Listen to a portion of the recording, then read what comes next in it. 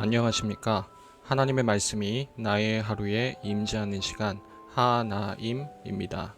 오늘 하루도 하나님의 말씀을 통해서 우리의 목마름을 채움받는 귀한 시간 되길 기대합니다. 네, 오늘은 히브리서 1장 1절부터 14절까지 말씀입니다. 우리 함께 성경을 펴서 천천히 따라 읽도록 하겠습니다. 옛적의 선지자들을 통하여 여러 부분과 여러 모양으로 우리 조상들에게 말씀하신 하나님이 이 모든 날 마지막에는 아들을 통하여 우리에게 말씀하셨으니 이 아들을 만유의 상속자로 세우시고 또 그로 말미암아 모든 세계를 지으셨느니라. 이는 하나님의 영광의 광채시요 그 본체의 형상이시라. 그의 능력의 말씀으로 만물을 붙드시며 죄를 정결하게 하는 일을 하시고 높은 곳에 계신 지극히 크신 이의 우편에 앉으셨느니라. 그가 천사보다 훨씬 뛰어남은 그들보다 더욱 아름다운 이름을 기업으로 얻으심이니 하나님께서 어느 때에 천사 중 누구에게 너는 내 아들이라 오늘 내가 너를 낳았다 하셨으며 또다시 나는 그에게 아버지가 되고 그는 내게 아들이 되리라 하셨느냐. 또 그가 맏아들을 이끌어 세상에 다시 들어오게 하실 때에 하나님의 모든 천사들은 그에게 경배할지어다 말씀하시며 또 천사들에 관하여는 그는 그의 천사들을 바람으로 그의 사역자들을 불꽃으로 삼으시느니라 하셨으되 아들에 관하여는 하나님이여 주의 보좌는 영영하며 주의 나라의 규는 공평한 규이니이다. 주께서 의를 사랑하시고 불법을 미워하셨으니 그러므로 하나님 곧 주의 하나님이 즐거움의 기름을 주께 부어 주를 동료들보다 뛰어나게 하셨도다 하였고 또 주여 태초에 주께서 땅에 기초를 두셨으며 하늘도 주의 손으로 지으신 바라. 그것들은 멸망할 것이나 오직 주는 영존할 것이요 그것들은 다 옷과 같이 낡아지리니 의복처럼 갈아입을 것이요 그것들은 옷과 같이 변할 것이나 주는 여전하여 연대가 다함이 없으리라 하였으나 어느 때에 천사 중 누구에게 내가 내 원수로 내 발등상이 되게 하기까지 너는 내 우편에 앉아 있으라 하셨느냐. 모든 천사들은 섬기는 영으로서 구원받을 상속자들을 위하여 섬기라고 보내심이 아니냐. 여러분, 오늘부터 우리가 히브리서 말씀을 가지고 우리를 향한 하나님의 뜻을 하나하나 차근차근 살펴나가길 원하는데요. 한 달여간 남은 여름 수련의 주제와도 우리가 이어지기 때문에 더더욱 힘을 내서 함께 이 히브리서 말씀을 묵상해 나갈 수 있었으면 좋겠습니다. 어제 우리가 설교를 통해서 들었듯이 당시 히브리서는 로마에 있는 유대인 그리스도인들에게 기록되었던 편지입니다. 한국인 그리스도인, 일본인 그리스도인 등등처럼 민족적으로는 이전에 하나님의 백성의 후예들인 유대인이었는데 그 사람들 중에서 예수님을 믿게 된 사람들을 가리켜서 유대계 그리스도인이라고 가리키는 거죠. 너무 기니까 앞으로는 유대인 신자라고 부르도록 하겠습니다. 자, 그런데 당시에 이 사람들에게는 엄청난 유혹이 있었습니다. 로마 제국의 최악의 폭군 중 한 명이었던 이 네로 황제 시대 즈음에서 기독교는 매일매일 엄청난 핍박에 시달리고 있었어요. 어제보다 오늘이, 오늘보다 내일이 더 끔찍한 하루하루를 겨우겨우 예수님을 믿는 믿음을 붙들고 버티고 있었던 거죠. 그런데 유대인 신자들이 볼 때 자기 민족의 전통 종교였던 이 유대교를 믿는 동족들은 아주 안전하고 편안하게 신앙생활을 하고 있는 거예요.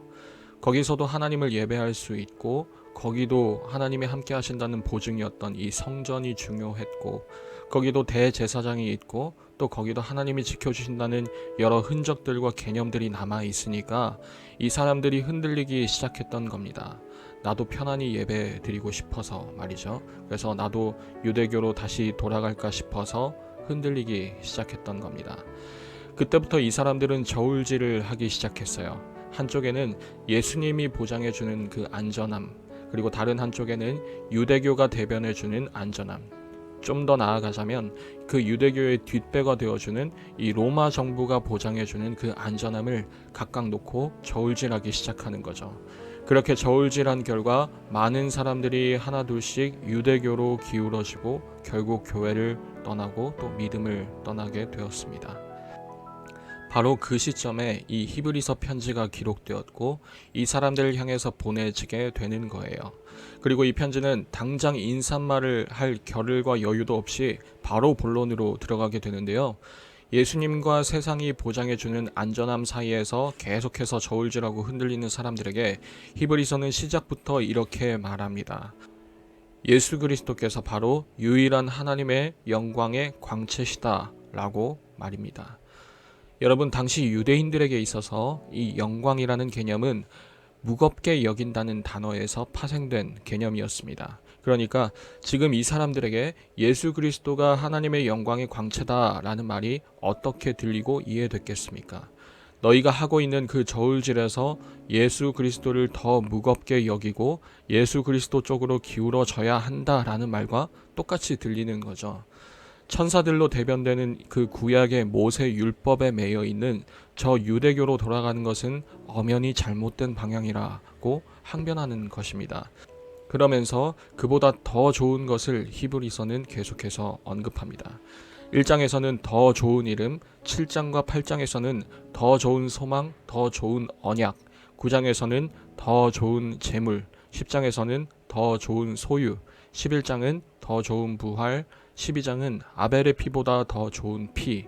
그 모든 것들이 너희가 피하고 숨어서 안전을 보장받으려고 핑계대는 그 어떤 것들보다 예수 그리스도가 훨씬 더 뛰어나다라고 말을 하고 있는 셈인 거죠.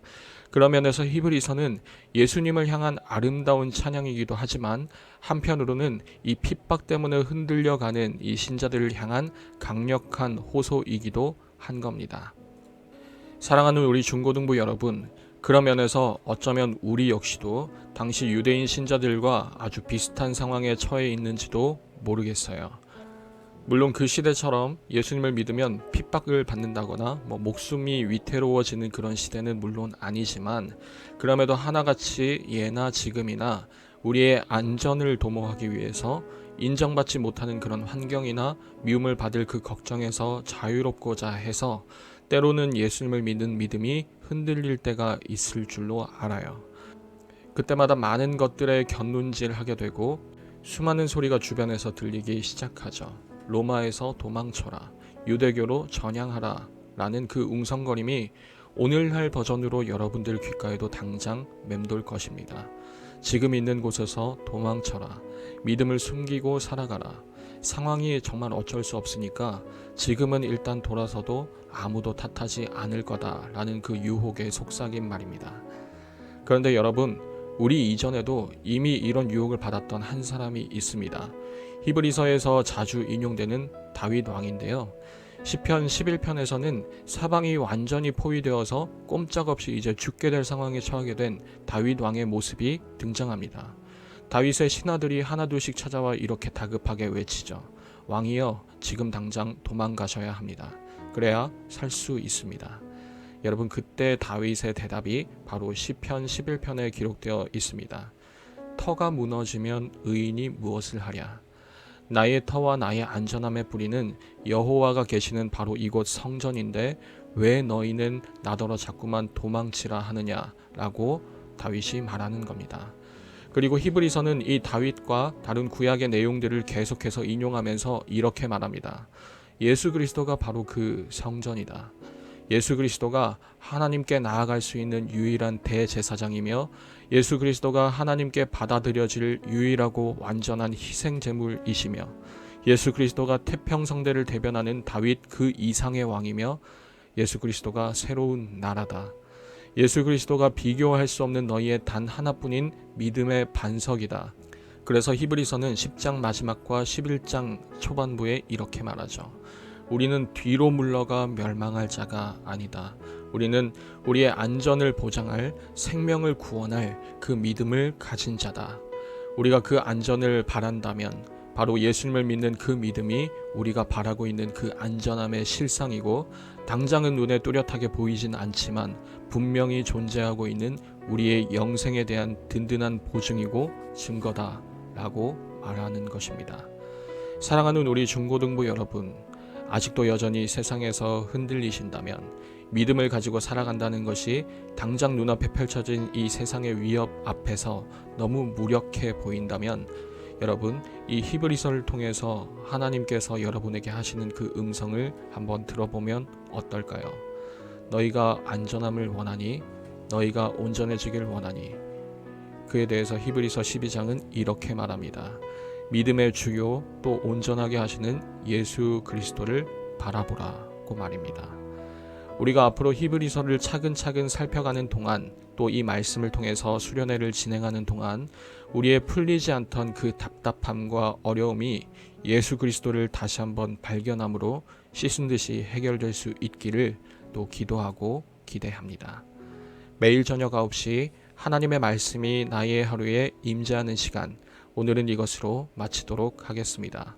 모두들 평안한 밤 되시기 바랍니다.